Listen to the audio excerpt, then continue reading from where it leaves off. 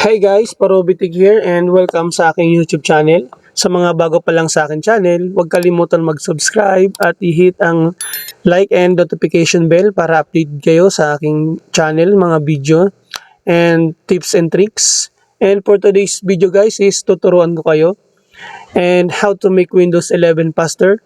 Kung napapansin nyo guys na bumabagal lang yung Windows 11, Windows 10, or ano man ang Windows is similar lang naman ang mga settings nila kahit may yung mga old version.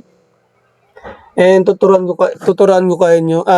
ko kayo kung paano siya bumalik sa dati na walang halos lag, na parang bagong bili ulit. And tatanggalin natin yung mga junk files sa ating computer.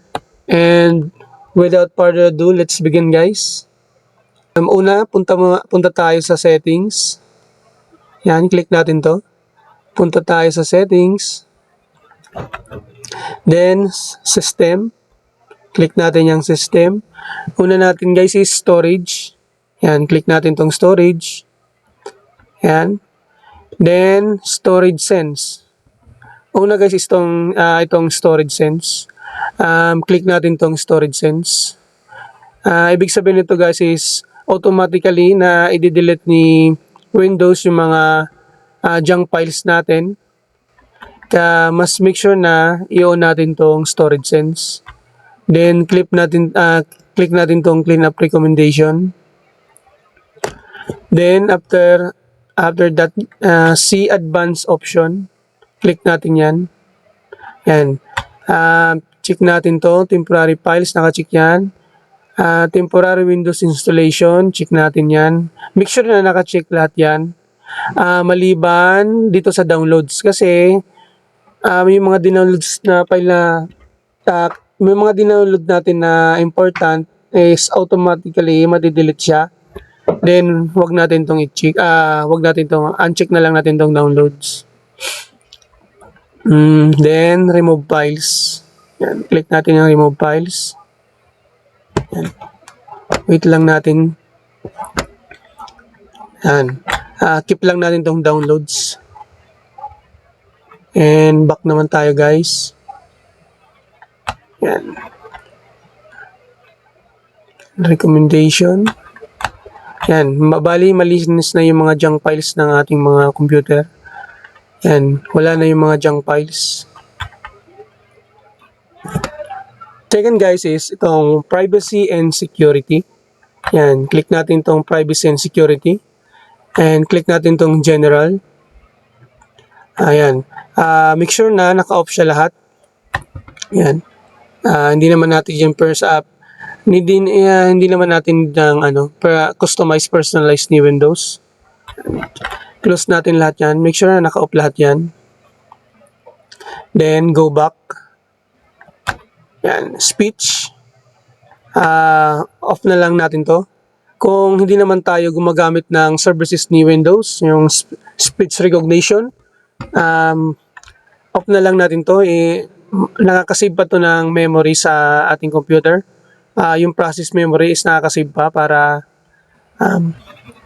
maging mabilis pa yung memory ng ating computer. Free space. Click natin yan. Linking, typing, personalization. Yan, off natin yan. Customize natin. Kung hindi naman tayo gumagamit ng services ni Windows, off natin yan. Then, diagnostic feedback and send diagnostic data. Pwede natin siyang i-off or i-on. Sa case ko, mas gusto ko siyang naka-on kasi halimbawa may error tayo sa pag-update ng ating Windows, yung automatic updates, nagkakaiwa siyang diagnostic. Mismong si Windows Apps na yung nagbibigay sa atin ng feedback na may problem sa ating system. Sa case ko, naka-on siya. Pero pwede nyo naman siyang i-off. Anything na wala naman, okay naman yung run ng Windows 11. Pwede nyo siyang i-off. Then go back and balik tayo sa privacy, security. Number 3 is adjust app permission. Yan, click lang natin privacy and security again. And scroll down. Hanapin natin itong location. Yan, location. Off natin itong location. Again, kung hindi nyo naman ginagamit yung services like Maps, Google Maps, yung services na need ng location, turn off lang natin to. Anyway, pwede nyo naman siyang i-turn off anytime, i-on anytime.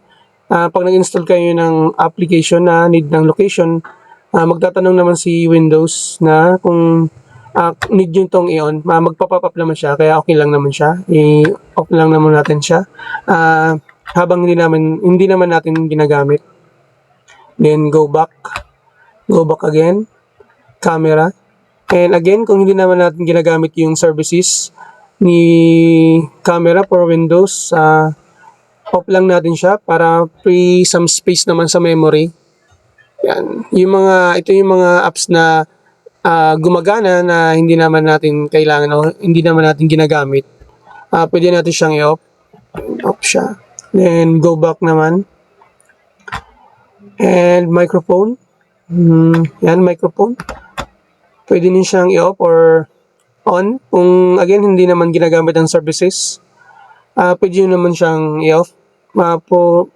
In my case, hindi ko siya pwedeng i-off kasi ginagamit ko for vlog. Okay lang naman. Kung i-off naman siya, okay lang naman. And mag-notify naman si Windows kung need nyo siyang i-on. Yan. Magpa-pop up naman siya. No need na to go back to settings. Then, back ulit. Privacy and security. And voice activation. Again, kung wala naman tayong ginagamit na services na voice activation, let's off. Go back. Privacy security. And contacts. Yan, contacts. Again, yung services ni Microsoft, off lang natin yan. Hindi naman masyadong ginagamit. Kasi yung mga services niya is more on Windows application. Tayo naman is more on third-party application like Facebook, Viber, etc. Then go back. Contacts, calendar, phone calls, yan. Contacts, off na. Contacts, phone call. Phone calls. Again, yung services naman, services hindi naman natin ginagamit yung services ni Windows, yung pre-installed messaging apps niya is okay lang naman, i-off natin yan. Then, email, ML, and off natin yan. And reduce, guys. This is reduce, guys. Reduce control access. Huwag natin siyang i-off kasi once na in-off natin yan, hindi gagana ang ating Bluetooth. Yan. Hindi siya gagana. Kahit naka-on siya, pag naka-off dito is hindi siya gagana. Kaya keep on lang yan, guys. Naka-on lang siya. And yeah, okay na yan. Number 4 is disable system notifications. Punta tayo dito sa system. Click natin yung system. Yan. And click natin itong notification. Yan. Scroll down lang, baba. Click natin itong additional settings. Uncheck lang natin itong mga check na to. Yan. Pag na-uncheck na natin yan is hindi na siya Windows.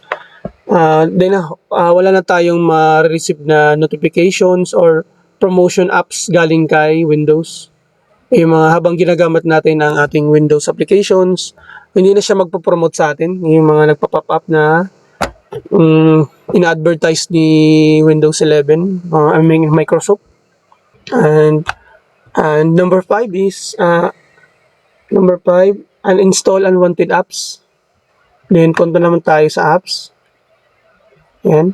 Installed apps. Click natin itong installed apps. Yan. Hanap lang tayo yung mga apps na hindi naman natin kailangan or hindi natin masyado ng useful or need natin siyang i-uninstall na naka-install, hindi naman na ginagamit ng ating system or hindi na natin need, pwede natin siyang uninstall. Halimbawa, this one, hindi ko naman ginagamit to, uninstall. Click natin tong 3 dots, then uninstall. Yan. Para magkaroon siya ng free space sa ating storage at memory. And dagdag pa siya sa bigat ng ating processor. Yan. Mas maraming load kasi yung processor, mas maraming kinoconsume na memory and storage. Kumbaga, pag nabibigyan natin ng free space ang ating processing, medyo nagiging smooth siya. Yan. Then, balik tayo sa apps. Number 6 is disable startup, yung mga annoying halimbawa yung mga nag-open tayo ng ating computer is maraming nagpa-pop up, maraming apps na auto run. Yan, pag start pa lang medyo mabagal na yung ating booting ng ating Windows kasi maraming nagpa-pop up. Click natin itong apps and start up. Click start up. Ayan. Uncheck lang natin, hindi naman kailangan gaya nitong mga application. Anyway, kahit naka-uncheck to is pag click mo naman yung application na yan is automatic naman gagana yan. Bale, ito turn off lang natin siya.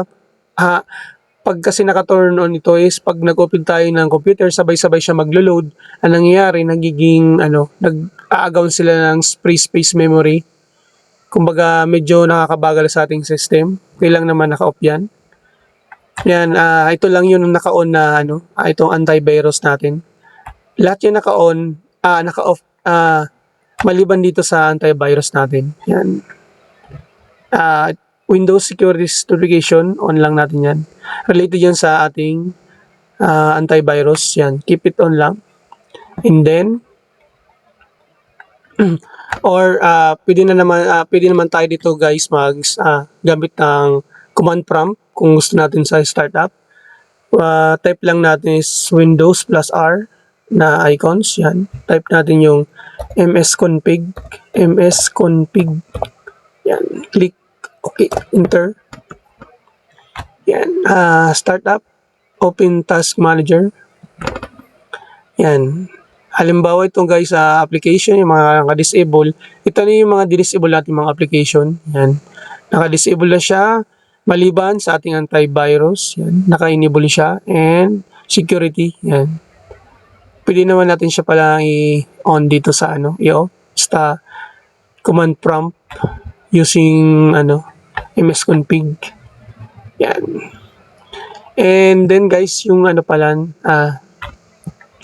yung phone link, kasi maraming nag-suggest, nag-comment yan, yung phone link sa ating Windows. Pag nag-install kasi tayo guys, is automatic, naka-on. Yan, na-anoy daw maraming na-anoy daw dito is, marami akong nababasa na anoy dito sa phone link na to. Doon lang na natin din yun ma-off sa Windows. Yan sa msconfig.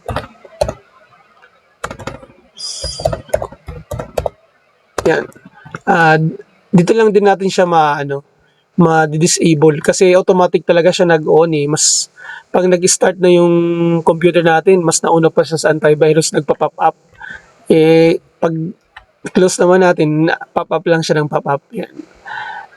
Phone link disable lang siya. Yan. Marami kasing hindi nakakahanap niyan. Dito lang siya mahanap, di-disable lang natin siya. And mayroon naman dito pa lang guys, startup, phone link yan. Yan, disable lang yan. And yun lang guys, itong tips na to is para maging smooth ulit ang yung computer and back to mawala yung mga junk files which is na nagpapabagal sa ating system unit. And yung mga annoying applications, yung mga settings na hindi naman natin kailangan, yung naka-enabled na pre-installed settings.